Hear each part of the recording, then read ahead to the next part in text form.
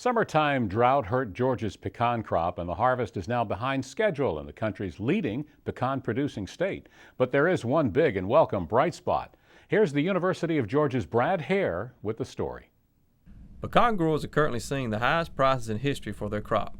Depending on the variety, commercial prices are fetching between $2 and $2.50 per pound. That's as much as $1.50 per pound more than normal for a crop like this year's. The bull prices are being driven by lower than expected production and largely by China's newfound taste for the nut.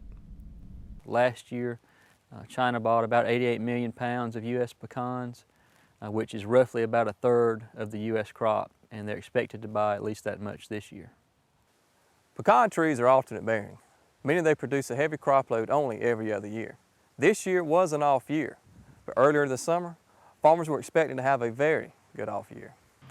2 months ago, it looked like we had around 80 million pounds of pecans here in Georgia. Now I would say that estimate is down to about 65 million pounds, and that's mainly a result of the drought that we had in August and September, which occurred at the worst time for pecans when it's so critical for them to have water to fill those kernels. Summer drought has hurt the overall quality of the crop, but a cold spring postponed bud break on trees and pushed harvest back by as much as 3 weeks.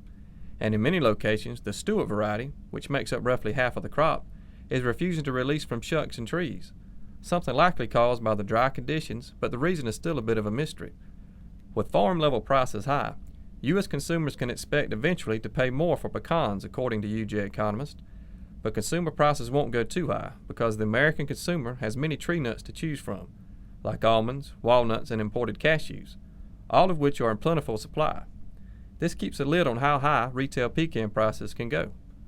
Reporting from Crisp County, this is Brad.